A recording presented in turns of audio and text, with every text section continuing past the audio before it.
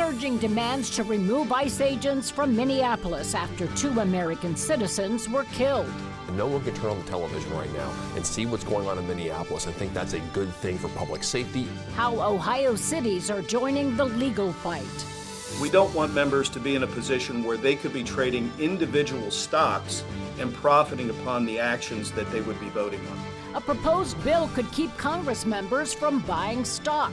The support and pushback it's getting from both parties. America celebrates 250 years of independence this summer. When the founders were thinking about the future, I think they were often thinking about the Ohio country. Hear from the man working to get all of Ohio's 88 counties involved in the celebration. From your local election headquarters, this is Sunday Briefing with Colleen Marshall.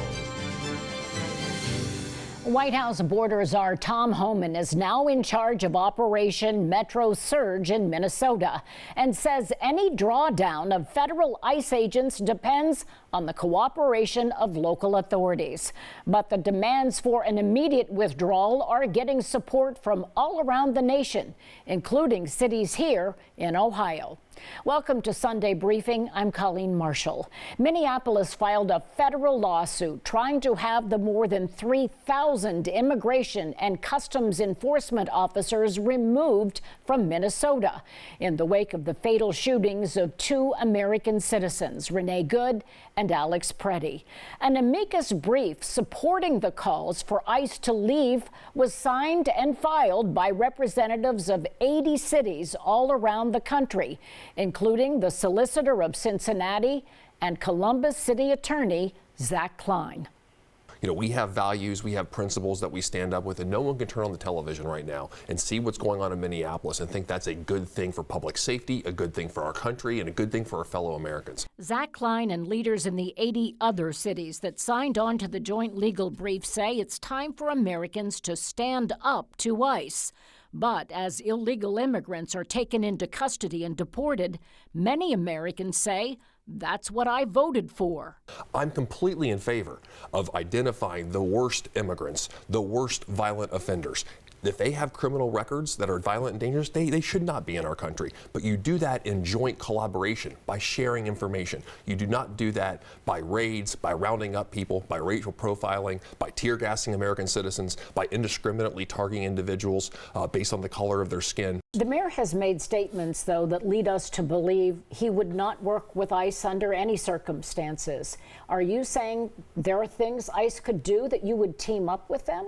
If ICE or any federal agency, federal law enforcement agency, comes to us with a list of violent criminals, then we would want to partner like we do with the FBI, like we do with the ATF.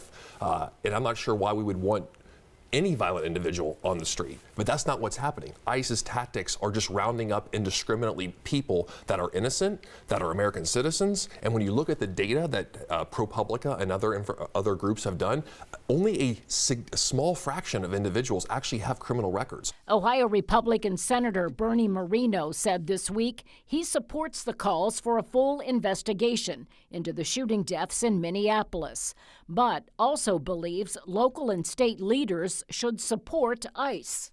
Look, we all have to lower the temperature. We have to make certain that state and local officials are cooperating with federal officials. You know, there's lots of blame always on these situations that go around. The rhetoric from the governor and the mayor were not helpful at all. It was basically telling people to go out there and impede federal investigations.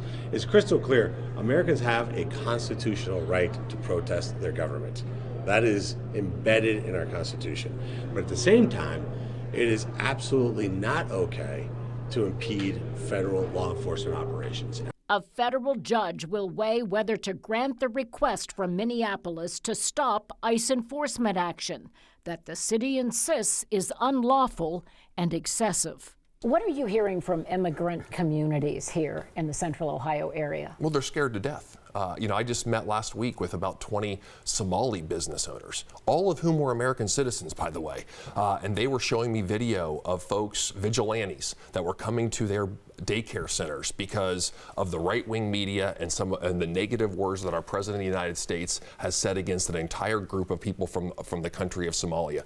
They're contributing to our city. They are wonderful contributors as taxpayers, and they're great neighbors. And they're scared to death because the federal government has unleashed this false narrative that is broad blanketing an entire population as a bunch of criminals and fraudsters. If there is fraud taking place in any sector of the economy, we should go after it. But you don't call an entire Somali community dogs and what the negative thing that the President of the United States has said. So we're standing with our Somali immigrant friends, our Somali citizen friends. We're standing with all immigrants because that is what makes Columbus so beautiful and our culture so effective and our economy so strong. A bipartisan bill introduced in the Senate is called the Restore Trust in Congress Act, and if it passes, it will ban stock ownership and trading for members of Congress and their families. There is a similar bill making its way through the U.S. House, and it's all about optics and ethics. There are serious concerns about allowing lawmakers who shape policies to make investments in businesses they regulate. Also, there's an appearance that they might have insider information. Ohio Congressman Mike Carey is one of the co-sponsors of the House version of that bill. We don't want members to be in a position where they could be trading individual stocks and profiting upon the actions that they would be voting on. The House version of the bill would ban trading in single stocks. Congress members could keep what they already own or sell it within 7 days' notice to an ethics committee. Some members say it doesn't go far enough, too many loopholes, and the president and vice president need to be a part of this. And the reason is the president has repeatedly used his position to enrich himself. He does it every day. I mentioned in the hearing purchasing Warner Brothers bonds while they're in the middle of merger talks. But the Senate plan would not only bar members of Congress from capitalizing on insider information, it would ban stock ownership for lawmakers, their spouses, even dependent children. Members of Congress and their families would have to divest their investment assets within 180 days. Carey says that goes too far. Now, listen, if a person wants to run for public office, and this is the thing that we don't want to preclude, somebody that has been in the private sector for their entire lives, that has individual stock, they can keep that stock. Now, what they can't do is buy more of that stock. What would all of this look like for Ohio lawmakers? The Quiver quantitative financial platform shows with a net worth of more than $100 million, Republican Senator Bernie Moreno has a long list of stocks. But Moreno co-sponsored a similar bill last summer and is said to favor the congressional stock ban. The office of Ohio's other senator, Republican John Husted, said he has not taken a public position on the bill. His net worth said to be less than $3 million, but financial disclosure documents show he and his wife are invested in dozens of mutual funds and individual stocks, including for her stock in Intel. As Lieutenant Governor, Husted was a driving force behind the effort to bring the chip maker to Ohio. Husted has stock in German American Bank. The DeWine Husted administration oversaw its merger with Heartland Bank, and Husted was at the time on Heartland's board of directors. So is that the kind of potential conflict Carey is targeting? Don't know the specifics on anything, so I really can't address that. But I think this bill, again, would make sure questions, just like you asked me, are questions that we don't want the public to have to ask, because I think it's very clear. If you are a member of Congress and their spouse and their dependent child, you cannot trade individual stocks in this bill. As for 3rd District Democrat Congresswoman Joyce Beatty, her net worth is at $4 million. She is broadly invested, but opposed to the bill. In a statement, she told us while she supports efforts to prevent insider trading, she does not favor the government controlling her personal financial decisions. Beatty says she values the freedom to manage her own investments like every other American. You know, my dear friend Joyce Beatty, I mean, I know that she may have some issues with it. I'm sure that there are other members that will have issues with it. But that's what this process is about. It's about identifying the issues that we may have. But again, I think it goes a long way. Good bipartisan bill. Well, it's a big year for the United States. Our nation turns 250 years old on July 4th. How Ohio communities are getting involved in the year-round celebration when we come back. 2026 is America's semi-quincentennial, and that means this July 4th, the nation will mark its 250th birthday. But the celebration is not limited to Independence Day. The 250th year will be honored all year long, and a special commission is making sure Ohio celebrates the semi-quincentennial from Lawrence County to Ashtabula, Mercer County to Jefferson, and all the counties in between. It's one of our biggest, most important charges from the state government was to make sure all 88 counties are involved. All of them have passed resolutions. They're forming local committees and assigning people to liaison with us so we can share information better. Collaboration and teamwork. It's what the Ohio 250 Commission wants as it works to get as many Ohioans as possible involved in this nationwide celebration of the birth of America. And remember, in 1776, Ohio was not a state, but part of a vast wild borderland known as the Ohio Country. When the founders were thinking about the future, I think they were often thinking about the Ohio Country. Land in Ohio was the reward given to soldiers who fought in the Revolutionary War, including John and Ann Davis. He was a soldier. She was a teenage spy who reported to George Washington himself. Her family's cemetery is in the Ohio city they helped found, Dublin. She was thought to be a spy for General Washington during the American Revolution, ended up in Ohio, like 7,000 other Revolutionary War veterans ended up in our state, and they're buried here. The commission is asking volunteers throughout the state to help locate and document grave sites from the 17 and 1800s. Hundreds of people have made contributions. They've gone onto their social media and gone into cemeteries and helped us document a lot of those Revolutionary War veterans who are buried somewhere in the state of Ohio. Ohio was the birthplace of 8 presidents, the birth of aviation, home to astronauts and inventors. But there is a recognition that not all stories are filled with pride. Indigenous Ohioans were eventually driven from their land. Slaves were part of the push west. We've really leaned into that. We've talked about Ohio's World Heritage Sites, which are all about the indigenous people that created these amazing earthworks some 2,000 years ago. All of those are a big part of this story. And very important. And then, we look at some civil rights leaders and just a number of stories that relate to African Americans and others who were marginalized throughout history. And so we're finding the right ways to help tell those stories that we sometimes call undertold stories. Each month will have a theme. There will be a history bee for high schoolers. There are special education programs for 4th graders who traditionally study Ohio history. And in July, all families can get into museums and historic sites for free. And then I think as we look to this summer, we're going to be incentivizing homecomings and picnics and reunions. And so we really want to encourage people to get together, meet with your neighbors, have reunions, and on your front porch, just gather, reflect on American independence, Ohio's place in that, and we hope to really localize this as much as we can so that local communities can find the way that is meaningful for them to commemorate this landmark anniversary this year. Stay with us. We're going to be talking about whether or not ICE has gone too far. And does America have an affordability crisis? That's next.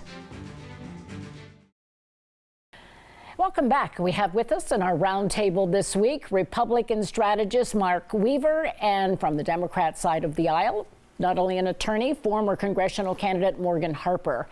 And we heard earlier in this program from the city attorney about why Zach Klein and the city of Columbus are supporting this amicus brief against what's going on in Minnesota. We also heard from Bernie Moreno, who said it's time to let the investigation play out and everybody needs to take a deep breath. Kind of good advice from both of them, don't you think? Yeah, I mean, I think that, of course, we have to have an investigation take place, but people are also putting dots together on their own about how much ICE is taking matters into their own hands without following procedures, without having any sense of decorum in how they're engaging with the public. I think that's why we're seeing so many people in Columbus come out to protest what's happening in Minnesota, and why we're seeing some of our federal leaders also speaking out about the leadership of the Department of Homeland Security, asking for changes there. But I think it's also really important that we address the funding. When the president sent Tom Homan, do you think he also is getting the idea that we've maybe gone a step too far? I think he recognized that Tom Homan, who got an award from President Obama, the deporter-in-chief who deported 5 million people, probably has the gravitas and the experience to maybe bring cooler heads around. He went out to Minnesota, he met with the mayor, he met with the governor, and so far it looks like there's some talking happening, which is a good thing. It's hard to remove the politics from this, though. I mean, I think there is agreement, even from Zach Klein earlier, that dangerous murderers, rapists, we need to get out of the country if they are here illegally. But we're talking about Minnesota, the state run by a governor who ran for vice president in the most recent election. And for Minnesota to be such a focus of immigration activities by ICE, doesn't it seem political? I think we are in a very political time, and this administration has made it quite clear that they are going to be motivated by both their political gains and their financial gains. And I don't think that we should overlook the connection between the two when we look at issues like immigration for this president, for this administration. Is it politics? Well, politics are always in play when you have government in play, but remember, every president is supposed to carry out the laws that Congress passed, which is that you can't be here illegally. The reason why Minnesota has been a flashpoint is because they won't allow ICE to come into the prisons and take those illegal aliens out. Other states are allowing that to happen. Sanctuary states aren't. That's why it's a flashpoint. You know, I also want to ask you, if I can, about affordability. We saw some hearings in Congress at the end of the week about energy costs and whether they truly are down. Democrats are saying they're up, no matter what we're hearing from the other side of the aisle. And even this week, Vivek Ramaswamy on a Fox interview said he thinks the affordability problem is more of a perception issue for Ohio voters. Is it real? Is there an affordability crisis? I think we all wish prices were lower. Mortgage rates are down. Certainly eggs and dairy is down as well. Gas is down, but there are other things that are up too high. And so there is a lagging indicator. You tend to look backwards to see how you're doing. So it takes a while before people think prices have gone down. And I know this week you were talking about energy prices. AEP now asking for an energy increase. And so I'm assuming that you think there is truly a crisis here. Yeah, well, I mean, I think it's interesting, Vivek's terminology there that he's using about perceived. He has to say that because he doesn't want to be on the record admitting that the president could be overseeing increased prices, just like they were criticizing the last administration for. But I think it's important for us as Democrats to also be specific in our critique of what he's saying. All he wants to talk about when we look at energy is increasing supply. He doesn't want to talk about the actual power that the next governor of Ohio will have through appointments to the Public Utilities Commission of Ohio, through the types of cases that are brought and how they're managed at these utilities to also bring prices down. And that's what we need to focus on. So much division and disagreement, which leads us to the topic we're going to touch on when we come back. Can we be patriotic during this semi-quincentennial? We'll be right back. Welcome back. Well, this is timely. Mark has written a children's book, God Bless America, 250 Years Strong. And this is the year when we are celebrating America's 250th birthday. We are seeing so much division and disagreement. Can we see patriotism in a year like this? I hope we can. We have the Winter Olympics. We should all come together for America for that. We have our national birthday. And in the book, I tell the stories of America that can bring us together. It's a wonderful story. We should be teaching our children. I'm hoping Democrats and Republicans alike can celebrate this year. It's tough, though, for some people, right? Can we be patriotic? I think it's important for us to also, identify what is being labeled as political that maybe isn't at all, actually. I think an American value at 250 years is that we shouldn't have citizens who are exercising their rights murdered in the street by people who are employed by the government. I think that's something that we should all be able to agree is actually not political at all and doesn't represent what we stand for as a country. Well, this semi-quincentennial will be celebrated in a lot of different ways. We heard talk about it earlier from the guy who's the CEO of Ohio's effort. I do want to mention again, it's called God Bless America, 250 years strong. It has some lessons that maybe your children will enjoy having. And we enjoyed having you both with us, and we hope you'll be back with us after the Olympics on Sunday Briefing.